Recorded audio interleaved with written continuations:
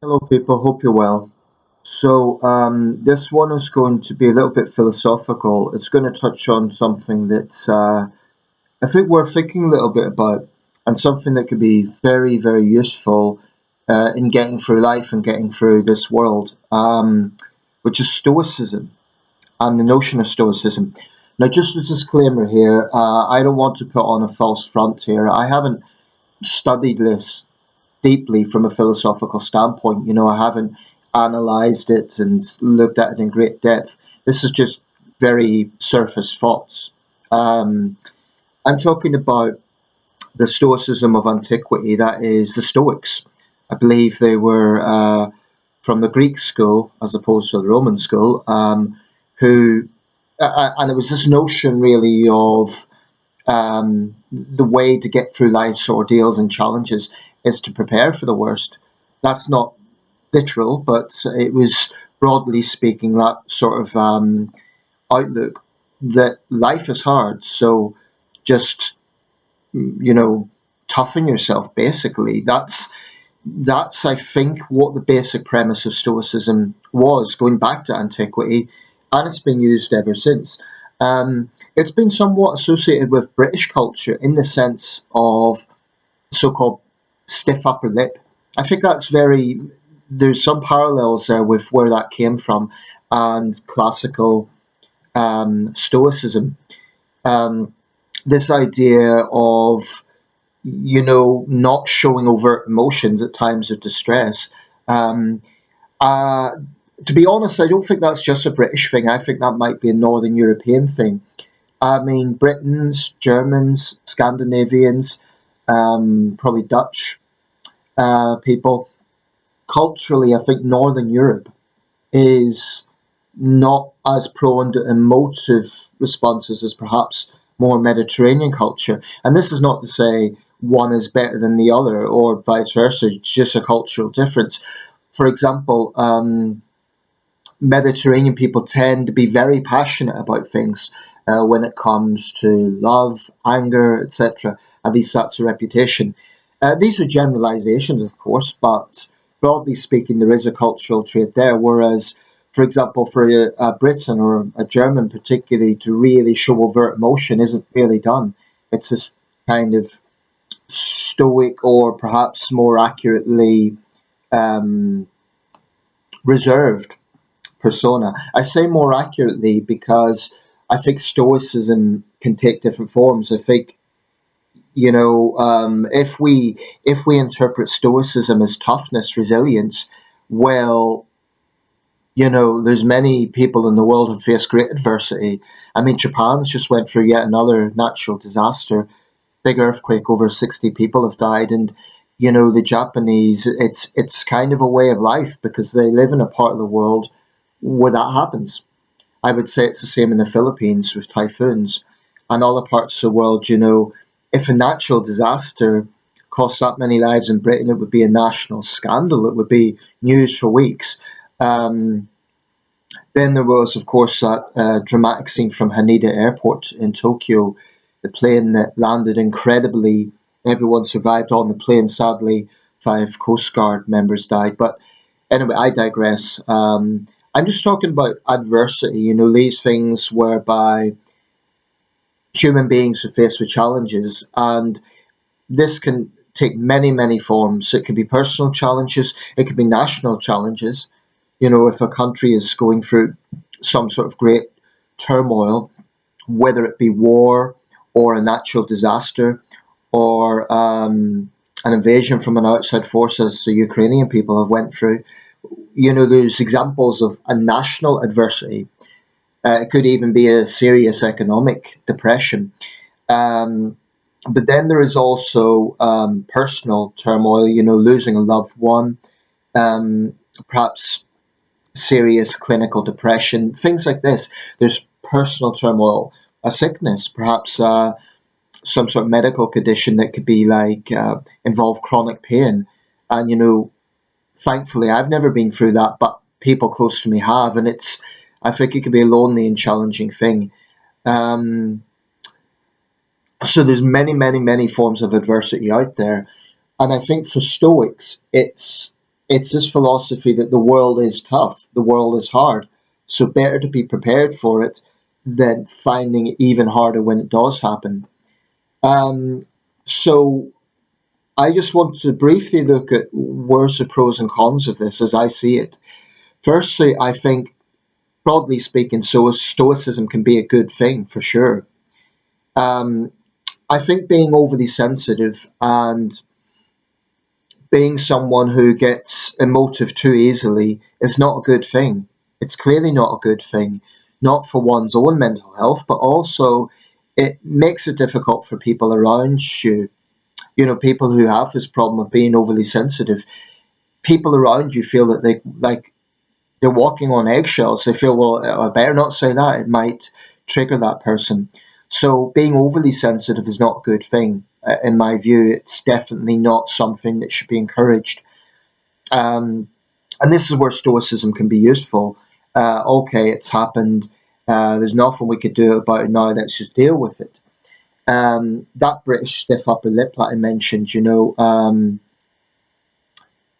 there's famous disasters like the sinking of the Titanic where that was quoted. Perhaps it was propaganda, perhaps that's exaggerated.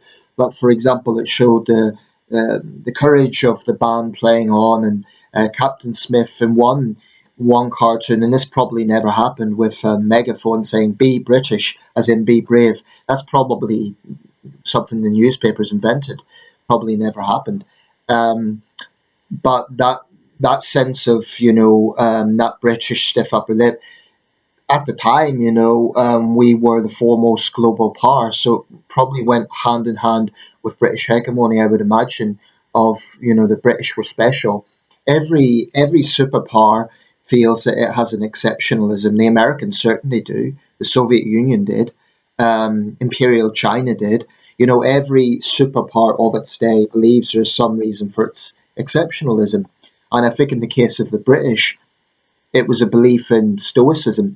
Now, I think that is in the British character, but again, it's a generalization.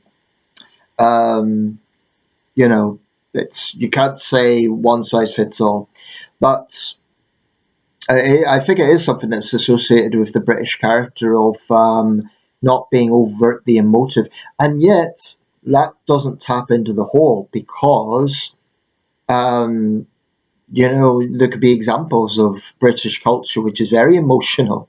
Um, I mean, you just need to look at some daytime television. I'm not going to name certain controversial ITV hosts, which I think people know what I'm talking about, a certain character I loathed. But, if you look at the sort of things that happened on that show, it was completely based on emotions and stirring up people's emotions and so on. There's certainly no stiff upper lip there. Um, and the very cynical, very obnoxious presenter, in my view, stoked it up. But that this idea of toughing oneself up, I think it's a very useful thing for sure, in the sense that life can present challenges and being prepared for them. I suppose if I was to present one personal anecdote, and this is maybe a very loose anecdote because I don't want to exaggerate my role here. But when I was in China, I remember that there were some changes with the Chinese Education Bureau. One problem in China, one issue is there are last minute decisions, and there's bureaucracy there whereby you're told at the last minute and you just expect to be okay with it. Now, what I would say to anyone wanting to work in China is have patience, particularly in the world of teaching, because what had actually happened was we were sent to a school, and then the Chinese Education Bureau just suddenly decided they didn't want any foreign teachers in that particular city at local jurisdiction level. So it meant all the foreign teachers were there, and we'd done nothing wrong. Our visas were okay, our passports were okay, but this is what happens. Now the other teachers responded quite negatively, and I don't judge them for that. I understand that because it did mean having to pack up after we'd settled into our schools. It wasn't long that we were there, about 2 weeks. But, it meant we had to pack up again. In my case, I didn't have to travel too far, comparatively speaking. I stayed within the province that I was in. It was a journey, nevertheless, of about 5 hours by road. But the others, they had to make internal flights. They had to get long high-speed train, because they were not going in within one province, they were going across several provinces. And China is a huge country, so that was, in some cases, up to 2,000 kilometers. So I could understand them being frustrated with this sudden change of plans. But in my case, because I've been to China before, I guess this would be an example of Stoicism where I thought, okay, this is the way things go here. It is annoying, it is a bit inconsiderate towards the teachers to not give us some advance notice, but that's what happened. And, in the end, for me, it turned out for the better, because the new school I was at was much better. It was just the students were far more receptive, the staff were far more helpful. It was just a much better school. And I had a great experience there. So sometimes that ability to have stoicism can actually lead to an outcome which is more positive than what the problem was in the first place. Now, the downside of stoicism, I feel, is it can perhaps create, well, there's two things as I see it. It can create a cynical outlook to human nature whereby acknowledging that there are problems, acknowledging that there's adversity, acknowledging that life can be unfair, and it certainly can perhaps make a stoic person overtly cynical and overtly negative and just always assume the worst in preparation for the worst. Do you follow? So, in preparing for the worst, sometimes it can create an overtly negative outlook. If anyone has seen this is a bit obscure, but the BBC version of the Narnia stories, well, the fourth one was the silver chair. Now, this is a bit of an obscure reference, so perhaps viewers haven't seen it. But Tom Baker of Doctor Who fame played a character called Puddleglum, who was sort of a creature that was half human and half amphibian. He had webbed hands and stuff, but he was humanoid. And anyway, he was constantly miserable and constantly complaining. And yet, Puddleglum was the character's name, was, I guess, a sort of a stoic. He was sort of, he was tough and he was often prepared, but he was always complaining. So I guess so that would be the opposite of stoicism, where you don't complain. But yeah, I do think that could be a downside of stoicism, where you could sometimes be overtly cynical because you expect cynicism. Now, another aspect of stoicism that I would maybe take issue with is it can lead to people being a little bit desensitized, whereby if they're stoic themselves, they kind of impose it on others. And if someone does show emotions during a traumatic event, then the stoic might say, oh, just toughen up, just get on with it. Well, that's something I wouldn't respect, that I wouldn't go along with, because if someone has been through a traumatic event, especially if it's something very bad, like the loss of a loved one or through some harrowing event, the idea of, oh, just, be stoic and put on that stiff upper lip, that Victorian Edwardian mindset is thankfully a thing of the past. I mean, in the past, if people had been through a big disaster like a railway accident, maybe they'd get medical treatment, they would maybe get spiritual help, maybe, prayers from a clergyman, which is okay if they are a person of faith. But there would be no therapy in those days, or very little. There would be no sense of post-traumatic stress disorder. They were kind of just expected to get on with it. And this was the case right up, I would say, until the mid 20th century. By probably the 60s and 70s, it was starting to change for the better. That is one thing about the modern world that is good. We are more sensitive to mental health, and that's a good thing. And this is where I think Stoics would be wrong in that regard, where they just expect people to put on this like tough exterior. Sometimes it's okay to let emotion flow and to not to be vulnerable necessarily, but to express emotions. You're angry, be angry. You're sad, be sad.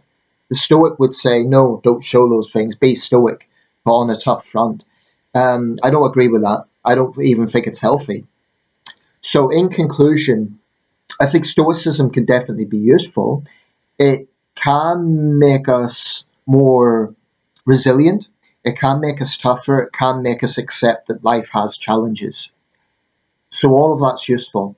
But I don't want to go along with a stoicism that is so stoic that becomes desensitized, that it becomes unfeeling or uncaring about human suffering or human hardship. Rather, it should be a balance of, yes, let's have stoicism, but not to the point where it's kind of we're robots, because human beings are not robots. We're sentient beings. We have emotions. Emotions are there for a reason. So that would be my take. Hopefully, this one has been thought provoking, and do let me know what you feel about this. Do you think Stoicism is a good thing? Too much, too little? What do you think? Like so many things, I think it comes down to balance. I think Stoicism can be a good thing, but overt Stoicism can maybe make us a little desensitized and overtly cynical, because as much as life does have hardship, there's plenty of good things out there too. And life is also to be enjoyed. It's not all bad. So let me know your thoughts.